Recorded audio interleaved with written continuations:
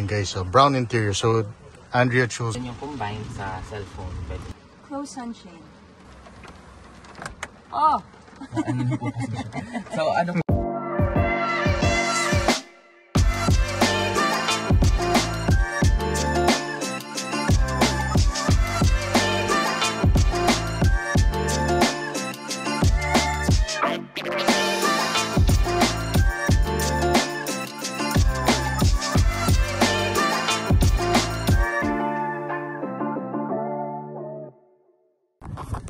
Hey guys, good afternoon. So today is a rainy Sunday. As you can see, medyo makulimlim. But anyway, we're here. Well, I'm in the car now, waiting because today we replaced the Corolla Cross GRS Hybrid. And the car is arriving soon. Alam ko mga 5 minutes from now. And I'm gonna show you the car that we got. And this car naman, the CX-5,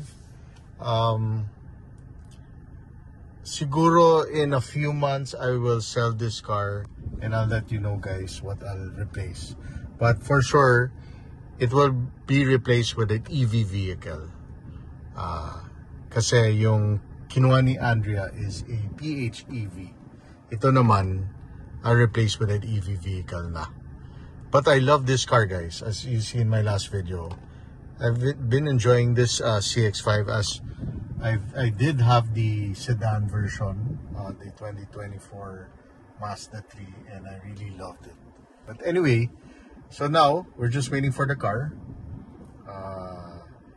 We got it with free ceramic coating, so medyo natagalan lang siya. But now, sakto siguro it's raining.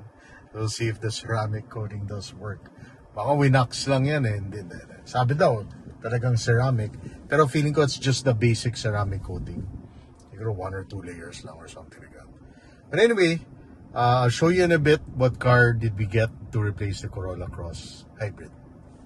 Okay guys, I see the car now from the side mirror.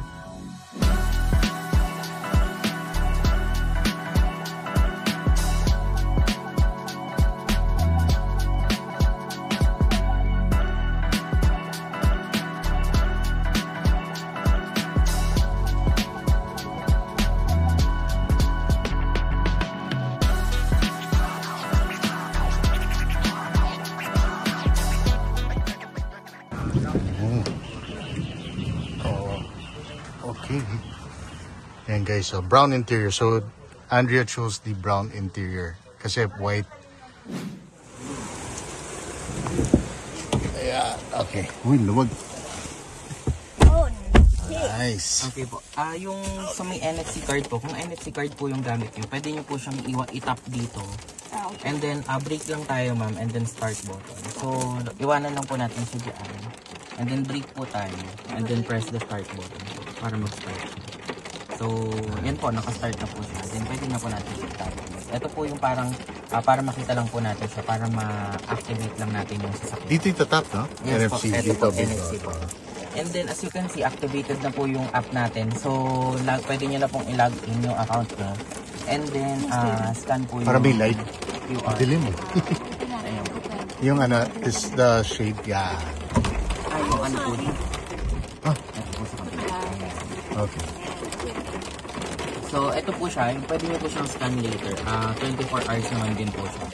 Na ito yung QR na gagamitin. Kasi if 24 hours hindi po natin siya na-scan, mag-i-issue po siya ng bago. So, pwede ko na i-add? Pwede naman na po. Allow. I-horn or makikita niyo po siya yung real-time location niya kung nasan po yung sasakyan po ninyo. So, yan po yung app na connected sa phone. So, parang 3 ways to access your car, the NFC, the key fob, and then your application. Ano yung 141 kilometers? Yun po yung range po niya na na kaya pang takbuhin with the EV kasi yung sa may gasoline po. Opo. With the EV. So the EV is 83% now. Tapos Opo. 64 ang gas. Yes po. Plus the 63, gas. sorry. What's the 5%? Yun po yung by percentage po yung sa gas po niya, hindi po siya yung by bar. Hindi siya by So kumbaga bar. 5% na lang po yung laman. So parang ubos na po siya, paubos na siya. So, kung makikita nyo po, doon naman din po, naka-red na siya. So, ibig sabihin, yun nga po, paubos na po siya. Yung gas. Yung gasoline po. Pero yung percentage po ng battery nyo is at 83% pa rin. So this, the 5% is gas. Yes po, sa gas po yun. Ayun, baby, oh. Parang teardrop. And, So I can still move kahit wala ng gas. Yes po, since po may Battery charge na naman lang. siya na 83%. So 141 kilometers is your total pa na kaya mo pang takbuhin.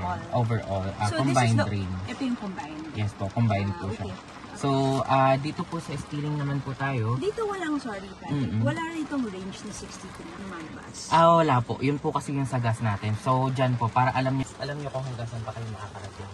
Para dyan po na monitor nyo yung sa gas nyo. And then yung combined sa cellphone, pwede naman. Tapos, lalabas po siya. Pero kung nag-reverse naman po tayo, kunyari, naka-reverse po yung gear natin, automatic magpa-pop up naman po yung likuran. So, ito po yung harap, likod, and then left and right. And then ito po yung wide, yung naka-stitch po na na image. And then yung dalawang gilid po. For example, narrow yung daan. So ito po yung mas useful kung may tatamaan tayo. And then may sukat naman po siya dito na lalabas kung ilang meters na lang baga tayo matama dun sa object. And then this one is yung 540. So hanggang ilalim po nakikita siya. So ito lang po yung button natin para makita yung ilalim. So, yun, kung ano po yung nasa ilalim niya, yun din po yung lalabas dito sa image. So, useful siya kung rough road yung daan or sira-sira yung daan para alam natin kung tatama siya sa chassis. Kung bubunggo po siya. Yan, nakita mo may dahon. Yes po. So, yan po yung image na sa ilalim. So, yung next naman po na button is for the rotating screen. So, pwede niyo po siyang pindutin, ma'am. Where is that? Tabi po nung yes po. So, yan po yung pang-rotate natin ng screen sa driver. Pero dito naman sa infotainment, ito po yung button po niya para i-landscape. And then sa baba naman po is your for adaptive cruise control. Andyan po yung pang-set. Ito po yung pang-set ng speed. So, kung gaano po ka bilis, like for example So, ngayon. ito yung adaptive. Yes po. Ito yung pipindutin Opo, lang. opo. Pag naka-green po siya dito, sabihin po gumagana po siya. Yeah. Kung hindi naman po, so ayan, hindi po siya gumagana. Ang naka-on lang po sa kanya is the lane keep assist ngayon. Ayan po. Tapos ito po yung pangdagdag at bawas kung ilang vehicles away po yung isa-set po natin sa cruise control po. Ay, So, distance kung- niya. Yes po, sa distance po. Pag umaandar It has lang to siya be kung- running, babe. Opo. That's in the highway. Umaandar po. So magpa-pop up naman po siya dito, makikita niyo rin naman po kung ilan po siya. Yung speed niya, like for example niya, naka 30 lang siya. And then kung ilang vehicles away. So ito, this one is up and down. Up and down, yan po yung sa may speed po niya. Kung dadagdagan niyo po, by Ito 10 yung po siya. vehicle. Yes po, kung ilang vehicles away po. Yung distance And then niyo it po. will automatically Yes stop. po, opo. Okay. Tapos sa may, isa po kasi sa major complaint natin is yung sa may busina, delay daw po. Oo. Kasi ayang pagpin kahit anong Kailan pindot sa po ilalim? natin. Yes po, pababa po siya. Pababa, babe. Pababa po So, siya. press no. Yeah. Apo, parang Yan. yung hold po natin and then sa dito po sa ano Trigger yung trigger pressure. niya. Apo. So, yun po. So, para to clear lang, kasi minsan yun nga, nagiging Oh, concern siya. nakita ko yun Oo, online simple lang siya, pero nagiging concern siya. Tapos, dito naman po sa kabilang side is your media controls. So, this is your button to answer. Or Ito drop yung voice the call. control, right? Yes, The, po, sir. Try The mga mic. babe. BYD close. Or pwede Diba, naman ganun? po, ano na lang. Like, Simply say hi BYD and then, Okay. you can just say hi. Ikaw, sige babe. po, try niyo po. Anong mga functions? Pwede po siyang it's too cold or it's too hot. Kasi ngayon we can open or close the window pa kasi kakatint lang. 3 days po siya. Pwede po close sunshade para matulog. Try mo. Hi BYD, close sunshade. I'm here. I can't understand Ano po? what you Hi, said. So, BYD pag muna. kunyari po niya lang, Simply? ng I'm here, tsaka po mapupunod. Okay. Hi BYD, Here. close sunshade. Nice. Good. So, as you, Hi BYD, Please say it. stop closing sunshade.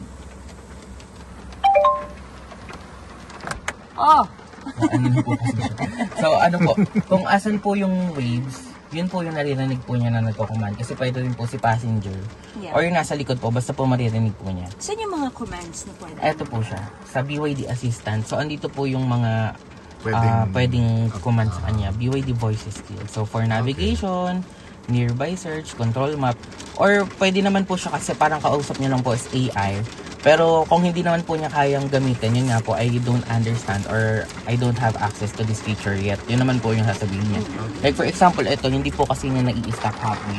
So it's either mag-close lang siya or mag-open lang siya. So yun po yung sa ano. And then, yun nga, balik po tayo dito. Ito po yung sa media natin. So this is your, yung volume po ng media.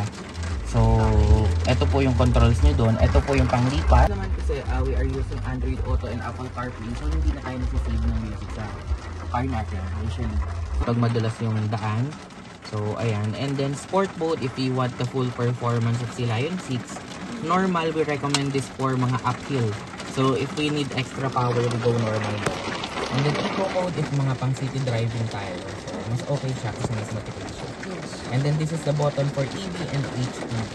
So, taas ma'am EV, lalabas din sa tabi ng P, and then baba, HEV. So, ano kung, so kahit napuno yung battery, I can still use the gas?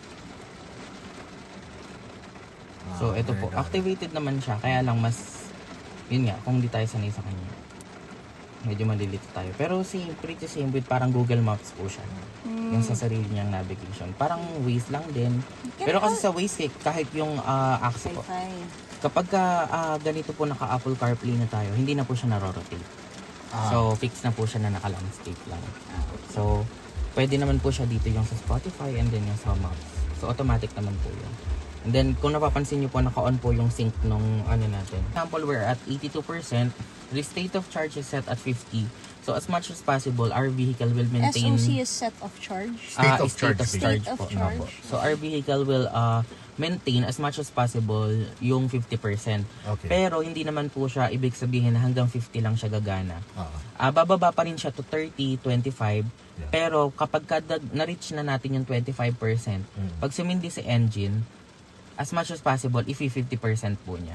Okay. Yung charge. 50%. Marireach po niya. So, pagka nag-50 na ulit, mamatay na ulit si engine. Yeah. And then, sisindi na ulit si So, what's the battery. ideal SOC? For city driving, sir, we recommend na sagad siya to 25. For Kung city. long drive, Pag long to drive. 50. Para 50. at least na ma-maximize natin, sir, yung tipid ng battery. Okay. Na hindi laging sisindi si engine. Tama. Para i-maintain ng So, i-maintain yung... not necessarily sinasabi nila 70. So, Pagka 50, sir, mga long drive, maganda, 70 para at least yung palitan, sir, ng battery and engine equal. And then pagdating natin sa destination, may charge pa rin tayo. Kasi it's also important to run the engine, di ba? Yes po. Kasi pag lagi naka-off yung engine, masama rin yun. Yung sa gasoline, sir. Tama. That's why our clients, hindi sila nagpo-full tank. Not unless talagang malayong-malayo pupuntahan nila. So, 1,000 pesos lang po, ganyan. Okay. Para hindi nasa-stock yung gasoline natin. By the way, for gasoline, at least 95 octane po 95. Yung recommended po natin. 95, baby. So, ayun po. Kung pang city driving, 25-30% will do para at least yung battery nagagamit natin palagi. Okay. Kung gagamitin natin for long drive, especially for camping, 70 para pagdating natin dun sa campsite, may charge for the vehicle to load feature. Okay. So, and long drive, 50 to 70. Regenerative braking, naka-high po siya, pero pwede naman siya standard lang para hindi masyadong... 25 na muna kasi city driving naman. Okay po.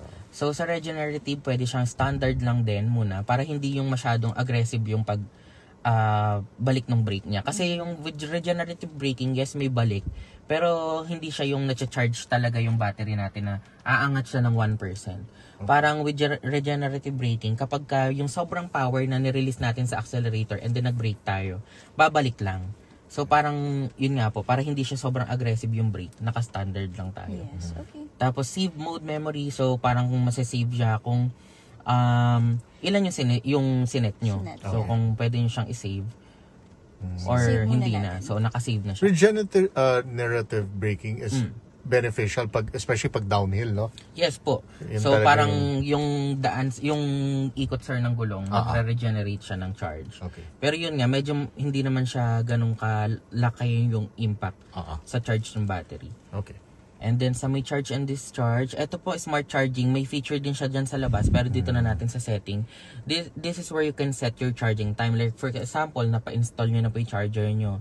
And then you want your vehicle to charge lang at 8 p.m. to 6 a.m. So dito nyo po siya isa-set. Para for example, 4 p.m. pa lang naka-plug na yung sasakyan nyo, magcha-charge siya at 8 p.m. and then automatically mag-stop siya at 6 a.m. Okay, so you can plug it It Opo, won't leave it. parang advance leave and it. leave it. Ah, And then galing. it will And automatically charge. magsa-stop shot. Yes So po. then, okay. Opo. So, dyan po, pwede nyo po siyang So everyday how? or Let's ano. just say, how do we set it? So, charging start time, so naka 23. So, ibig sabihin po, naka 11 11 p.m. PM pa siya. So, pagka i-on natin siya, dito po na siya maiba. So, everyday So or set custom. charging start time. Let's just say, Realistically, mga 8 p.m. let's kunyari, say. Or okay. 8:30, ganon. So, ayan, ma-set nyo naman po siya dito. Na kunyari 8 p.m. lagay natin. So, 18, sorry. Ayan, 19. 20. 20. Ayan, ganyan po. Yan, Okay, ganon. kunyari ganyan. Every day. Okay. Okay, and then yung until, kunyari I want it till 6 a.m. yung charging. Dito. Yeah. Doon sa kabila. Opo. Sa baba Charging. naman. Ayun, charging connected from Eto this po to siya. this. Mm-mm. Hindi ko gets. Kasi ito po yung end time niya pala.